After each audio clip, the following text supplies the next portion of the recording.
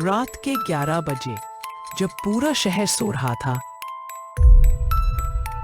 चिंटू जासूस को एक ऐसा फोन आया जो उसकी जिंदगी बदल देगा।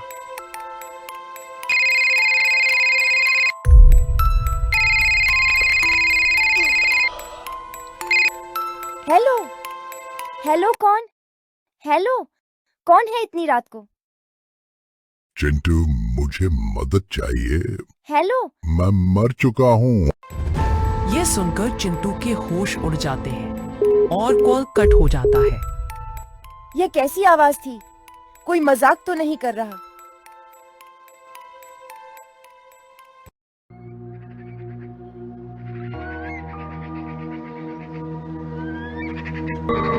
चिंटू रात के कॉल के बारे में सोच रहा है और वो डिसाइड करता है कि कॉल के पीछे कौन है। ये वो जरूर पता लगाएगा।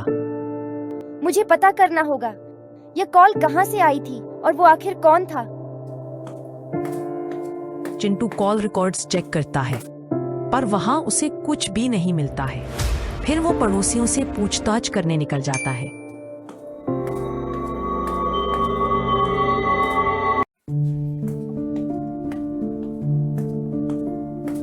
अंकल, आपसे कुछ पूछना है। हाँ चिंटू, बोलो क्या बात है। अंकल, क्या आपको आधी रात में मदद के लिए कोई भी कॉल आई है? नहीं चिंटू, मुझे तो ऐसी कोई कॉल नहीं आई। चिंटू वहां से चला जाता है और सामने देखता है एक बूढ़ा व्यक्ति चिंटू की तरफ ही आ रहा होता है। चिंटू उनसे पूछता है, दादाजी, आपसे कुछ पूछना है?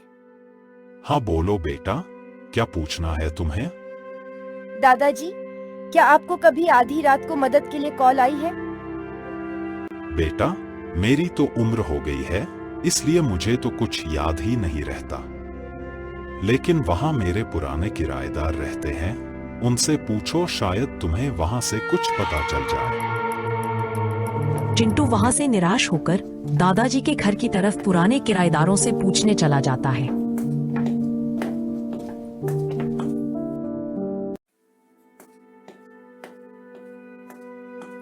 आंटी, क्या आपको कभी आधी रात को मदद के लिए कॉल आई है या कोई डरावनी बात हुई हो? नहीं बेटा, पर तुम ऐसा क्यों पूछ रहे हो? क्या हुआ? चिंटू निराश होकर, नहीं आंटी, कुछ नहीं। कॉल तो नहीं आया बेटा, पर 5 साल पहले जब तुम छोटे थे तब तुम्हारे पुराने मकान में एक लड़का था जो मर गया था, और मैंने लोगों से सुना है कि उस लड़के की आत्मा आज भी वहाँ भटक रही है। ये सुनकर तो चिंटू के होश उड़ गए। क्या? मेरे पुराने मकान में? हाँ बेटा, तुमने पूछा इसलिए मैंने बता दिया, और तब से वो घर बंद पड़ा है। चिंटू कुछ सोच में पड़ जाता है और वो तुरंत अपने पुराने मकान की तरफ चला जाता है। रास्ते में उसके पड़ोसी अंकल उसे मिलते हैं। अरे चिंटू बेटा, ये जल्दी में कहाँ जा रहे हो? चाचा, आज मैं अपने पुराने मकान की तरफ जा रहा हूँ। मैं आपसे बाद में मिलता हूँ। ये बोलकर चिंटू वहां से चला जाता है।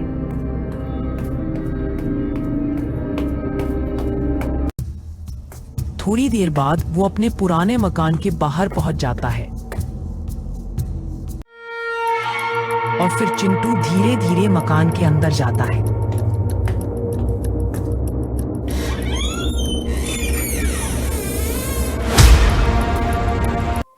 और देखता है कि सब तरफ जाले और मिट्टी पड़ी थी। घर की हालत तो देखो कितनी खराब हो गई है, इसे तो ठीक करने की जरूरत है। ये बोलकर चिंटू घर के अंदर जाता है। उसके अंदर जाते ही डरावनी आवाजें आने लगती हैं। चिंटू शॉक हो जाता है और सोचता है, जब से मैं यहाँ आया हूँ तब से कुछ ना कुछ गड़बड़ हो रही है, और कोई मुझे यहाँ से कॉल क्यों करेगा? ये सोचते सोचते चिंटू रूम के अंदर देखने जाता है। तभी पीछे से अचानक कोई निकलता है। चिंटू पीछे मुड़कर देखता है पर वहाँ कोई नहीं होता। कौन है वहाँ? कौन है? वहां पल भर में डरावनी आवाजें और पल भर में सन्नाटा महसूस होता है। चिंटू को कुछ नहीं मिलता और वो वहां से निराश होकर चला जाता है। अगली दिन सुबह होती है, पर चिंटू अभी भी बीते हुए कल के बारे में सोच रहा होता है। दोस्तों, यहाँ मैं आपको एक बात बता देना चाहती हूँ। अगर आपने अभी तक सब्सक्राइब नहीं किया है तो प्लीज सब्सक्राइब जरूर कर लीजिए। आपके एक सब्सक्राइब से हमें वीडियो बनाने में मदद मिलती है। कहानी में आगे बढ़ते हैं। चिंटू अपने पुराने घर में दोबारा जाता है।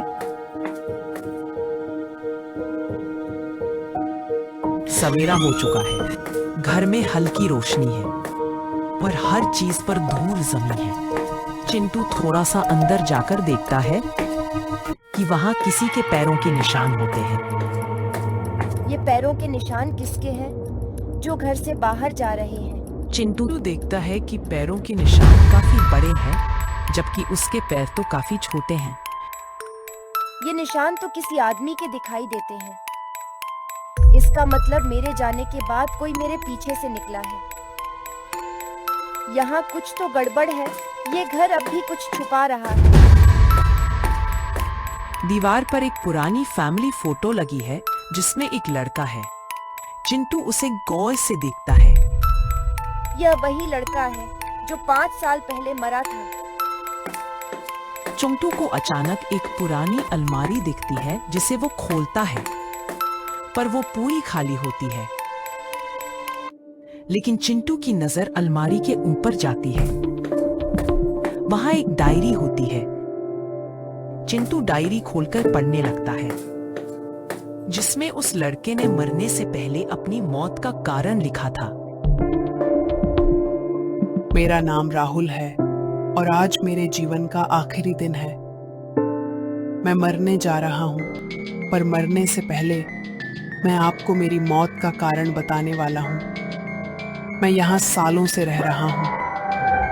एक दिन एक व्यक्ति आकर बोला, यह घर 2 दिन में खाली कर दो और किसी को मत बताना कि मैं यहाँ आया था, वरना मैं तुझे जान से मार दूंगा। कुछ दिनों बाद वो फिर आया और मुझे बहुत बुरी तरीके से मारा और तो और मेरे साथ शारीरिक शोषण भी किया। मैं यह सब सहन नहीं कर पा रहा हूं और मरने जा रहा हूं। उस व्यक्ति को लोग करीम चाचा के नाम से जानते हैं, जो इसी मोहल्ले में रहता है। ये नाम सुनकर चिंटू की आंखें खुली की खुली रह जाती हैं। मुझे डर है कि मेरी मौत को हादसा बता दिया जाएगा। अगर कोई ये डायरी पढ़े तो सच जरूर बाहर लाना। तभी ऊपर की मंजिल से पैरों की आवाज आती है। कौन है वहाँ? मैं डरने वाला नहीं हूँ। चिंटू धीरे धीरे सीढ़ियों से ऊपर जाता है। ऊपर एक छुपा कमरा मिलता है। अंदर कुछ पेपर्स, पुराने बिल्स और एक नक्शा रखा है। ये सब क्या है? ये तो प्रॉपर्टी के डॉक्यूमेंट्स हैं। किसी ने जानबूझकर ये छिपाए हैं। चिंटू साइड में देखता है जहां एक व्यक्ति छुपा हुआ है। चिंटू तुरंत दौड़कर वहां जाता है, लेकिन वह व्यक्ति वहां से बाहर की ओर भागता है। चिंटू भी उसके पीछे पीछे दौड़ता है।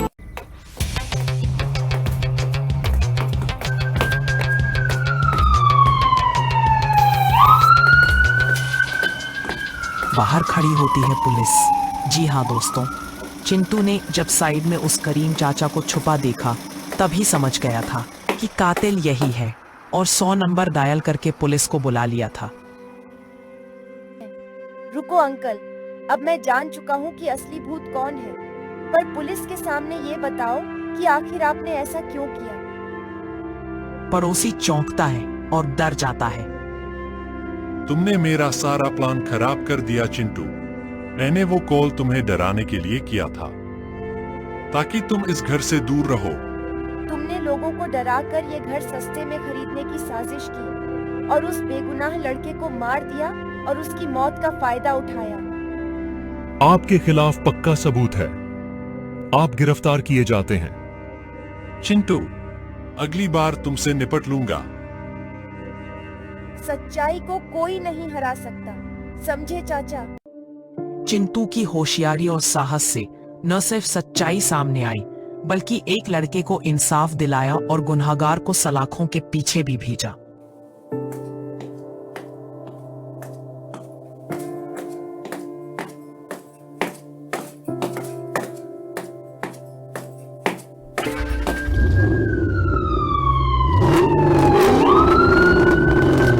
दोस्तों, हमने आज सीखा कि असली डरावनी चीजें भूत नहीं होते, बल्कि वो इंसान होते हैं जिनके इरादे बुरे होते हैं। अगर हिम्मत और दिमाग से काम लिया जाए तो हर रहस्य सुलझाया जा सकता है। तो दोस्तों, कहानी पसंद आई हो तो सब्सक्राइब कीजिए। और इस कहानी में आपको क्या सबसे ज्यादा पसंद आया? और अगली रहस्यमयी कहानी आप कौन सी देखना चाहेंगे? हमें कमेंट में जरूर बताइए, हम आपके लिए लेकर आएंगे। अगले हफ्ते फिर मिलेंगे एक नए रहस्य के साथ।